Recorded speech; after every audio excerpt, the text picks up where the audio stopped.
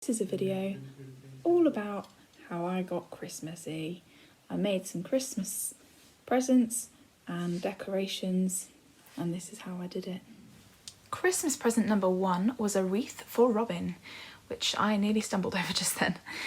So what I did is I got some eucalyptus leaves and some flowers from the range, and then I went to Hobbycraft and I got the wreath base.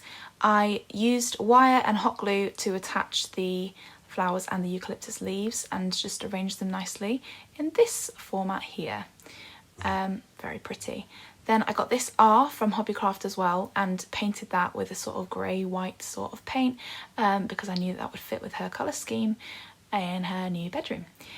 So that was that, and then Felix decided that this would be the perfect time to clean his bumhole, so I got that too. We were also watching Frozen 2 at the time. It was nice. Today we were supposed to be putting up the Christmas decorations. It's the 20th of December and we still haven't done it. But no one can be bothered because I'm shattered, my mum's shattered. Everyone is. Everyone's just tired. So what I'm going to do is I'm going to finish off making Robin's wreath. I'm currently here with the bunny rabbit, having a nice little massage. He's getting sleepy. Yeah, so I'm going to do that, wrap it up, and then I'm going to see Robin a bit later and give it to her. And that's about it. And true to my word, that's what I did. I wanted to have the R suspended in the wreath. I actually wanted to do a bigger wreath as well, but I couldn't find one, so I didn't. So I suspended it with a sort of fishing wire, but it's a dark wire, which is, it's fine, but it isn't exactly what I wanted. But it looks nice, I think. Here we have the final result. I'm quite pleased with it. I think it looks quite nice. And then I just had to wrap it up. I decided to wrap it up on the kitchen floor because there was more space there and I couldn't find any space anywhere else. And then I moved on to the next project. Christmas present number 2. I wanted to make a gonk lamp. I know, it's weird. So I had a lot of trouble with the hat, so I got my dad to help me. Then I tried to make the beard by wrapping the wool around my hand, and then there was also a piece of string going across, so that's how that was. Then I tried to glue it across the top, but it all just sort of stuck together and was a bit of a nightmare. So that's not how I did it. In the end, what I did is knitted about 4 or 5 rows of the white wool, and then my mum, thankfully, managed to make some dangly tassel things that went off of that. Thanks, Mummy. Once my mother had very kindly put the tassels on, I took a cat hairbrush to it. This is something that I've seen on Pinterest a few years ago, actually, but it makes really cool pom-poms as well. Little fun fact for you there.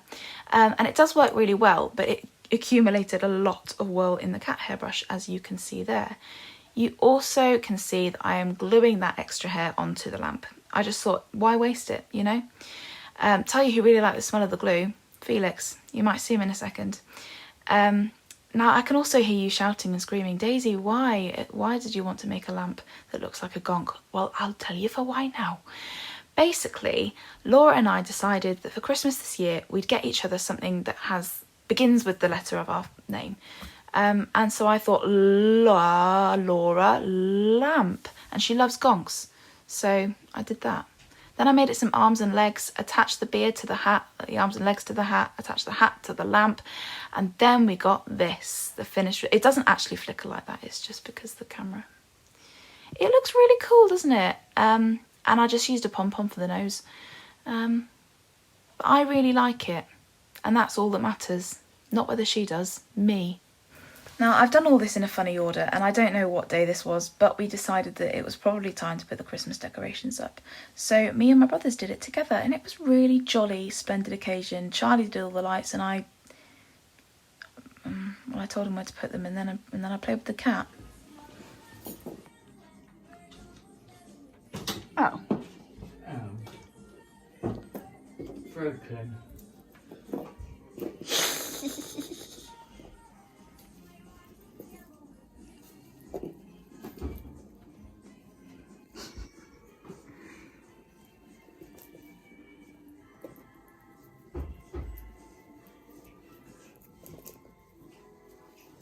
Anyway, back to the tree. So then we covered it in balls. Nice balls. Pretty balls. Glittery balls. And it looked really lovely. Then I made my tree.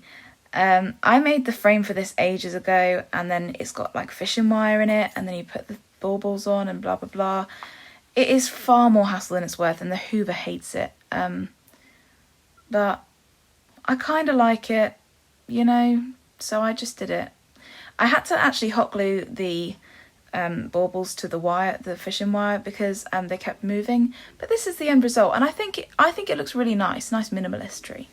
Then I decided to make even more work for myself because that just wasn't enough.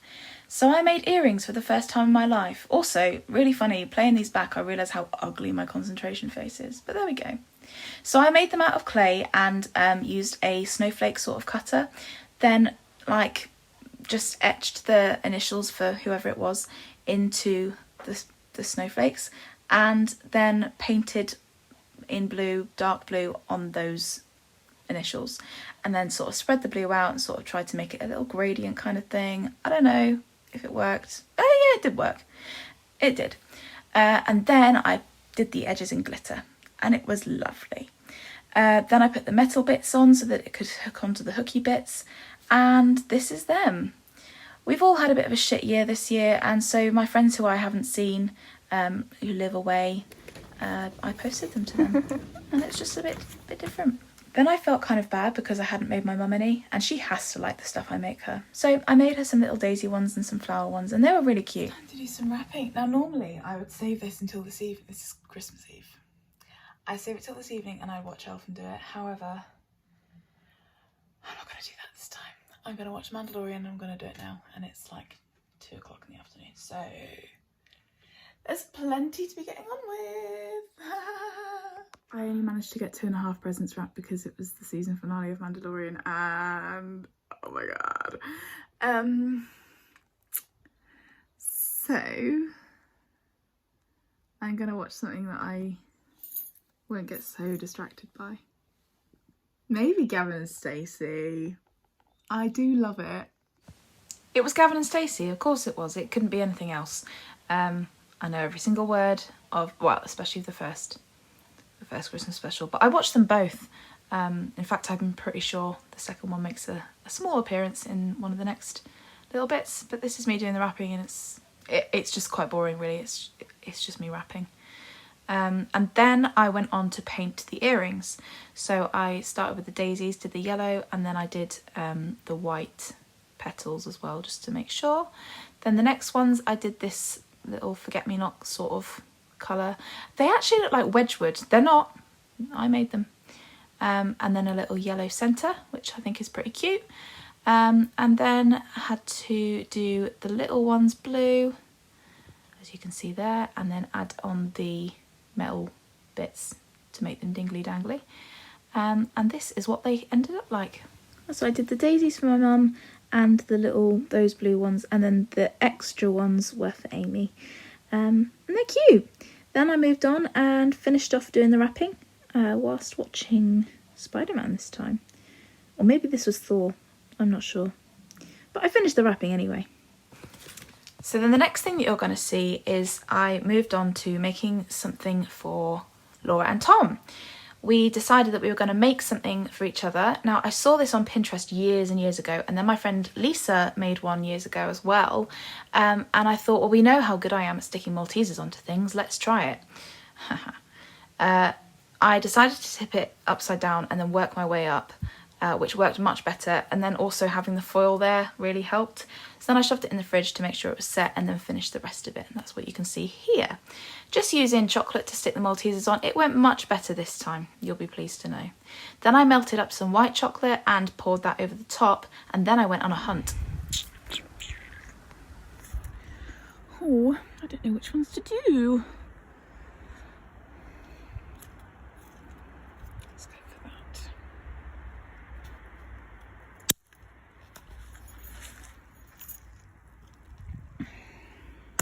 Oh, bollocks.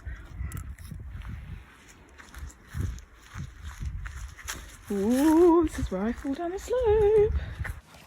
Some of you will be pleased to know that I didn't fall over. Others of you will be disappointed, but there we go. Anyway, I've just realised I lied to you. I pulled the white chocolate on now, and then I washed the holly because we don't want any dirty holly on our Christmas pudding. I transferred the Christmas cake thing onto the tinfoil thing in the hope that it would stick on there. Spoiler alert, it didn't. But this is the end result, and I think you'll agree it's much nicer than a normal Christmas pudding because Christmas pudding's yuck. Then I decided I'd make a Yule log.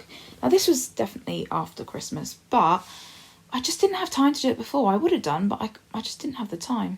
But this went down really well in our house, very quickly. I was actually quite concerned about it because I feel like I knocked a lot of the air out when I folded in the flour, and then this massive air bubble happened. But I took it out and, well, you'll see the top bit now.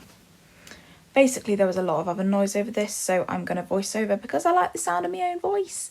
What I was saying in this section was, not really sure if this has worked out, and I hope this air bubble goes down, or I could just peel it off. Not sure if I like the taste of it, but Charlie will because it tastes like sponge fingers. So I gave him the skin, and he ate it all.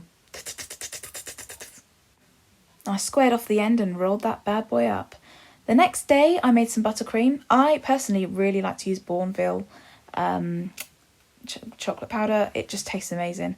I also put some double cream in it. I don't know if you're supposed to or not, but Mary Berry wasn't there to tell me not to, so I just did it anyway.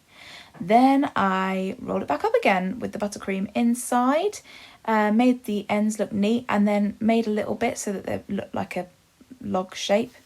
Then I melted some chocolate to pour over the top, and I did have it tempered as well. It was shit chocolate, but I tempered it anyway, and made this shape. The little pattern on there was just in case the buttercream went bad.